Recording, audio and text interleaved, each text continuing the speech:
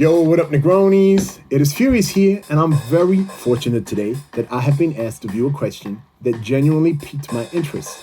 A lot of people think, as a hip-hop sommelier, all I can do is take the perfect track listing and match it to the perfect wine listing so you have a bomb-ass party. I'm so much more, well, that's a pretty big thing. So I won't say I'm so much more than that, but I'm somewhat more than that. And here's what I can do. I can take a question that is plaguing you and deliver answers. And that's what I'm doing. Chloe from Canberra, thank you for your question. Your question is related to an iconic Australian drink. Now, in the USA, we have $2 Chuck. You can get it at Walmart. It's $2. $5 gets you Passion Pop. Still to this day in Australia. How about that? And her question is, how come I can't get no vintages of Passion Pop? No vintages. You don't see a year on that, do you? You look at the back. No year listed. So what's up with that?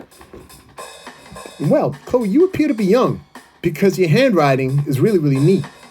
But you typed it. And anytime you use that cursive handwriting in an email, that's a young person's game or an insane lady's game. I'm sorry to say, you're probably just young. So you probably don't understand where, different vintages of wine can be so I thought. But I started looking on Gray's Online, Cellatrack, all them places. I could not find vintages of Passion Pop. So I did a little more research. I did some digging. And here's what I discovered. First and foremost, late 70s, Passion Pop created. You can't find 1942 Passion Pop. My thoughts were, hey, you can't tell me that Australians didn't have no passion in 1942. Where did the baby boom come from? I've seen some of the photos. I know people are ugly. They need the social lubricant. I mean, look at that. Immigration definitely did the Australian gene pool a big favor. But what I wanted to also say is that, hey, there's more to it than that. There's more to it. Yeah, it's only available from 1979, but I can't even find a 1985 bottle. So I went onto the dark web. I don't recommend that. It's dark there by definition. There's a Craigslist Australia. Did you know that? You do not want to see who's on Craigslist Australia. It ain't pretty. But somebody tried to sell me a version of this, right, from 1985, because I asked him, but it was Passion Poop. I'm not showing you that bottle, because I don't want you to make the same mistake. Just know that Passion Poop is out there, and that's not cool. Other people were a little more helpful. They were saying, you know why you don't find Passion Pop? Because if you have that much passion in a drink, and Wikipedia says this is passion-flavored, carbonated, alcoholic drink, then basically it becomes obsession pop after a while if you've been hanging on to all that passion for too long.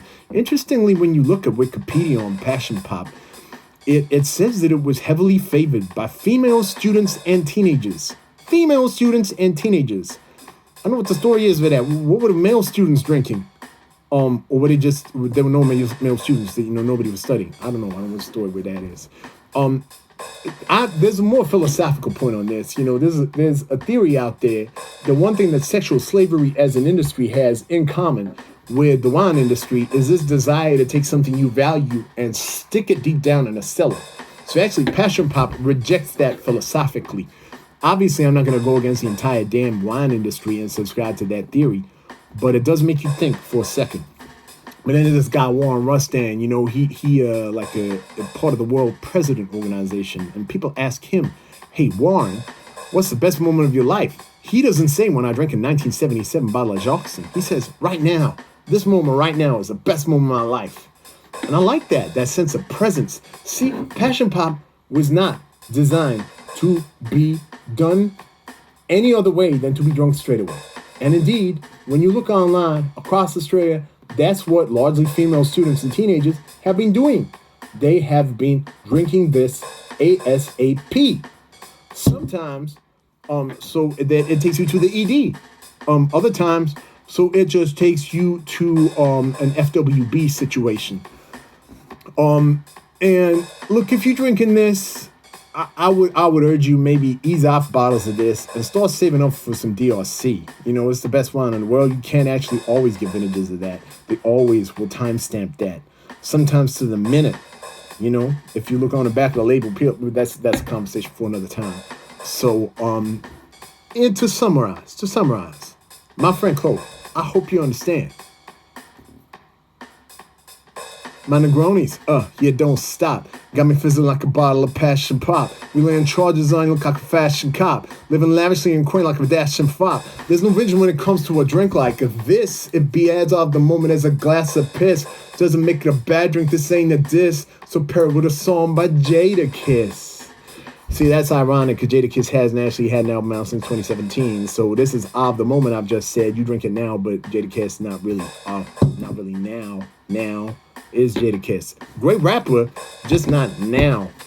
Chloe, I hope that helped out. One thing I know I will not be doing is celebrating your beautiful email by drinking this drink. It's just not gonna happen. I'm telling you now. Do you know why? I'm not a teenager anymore. Definitely not a female student. Furious out.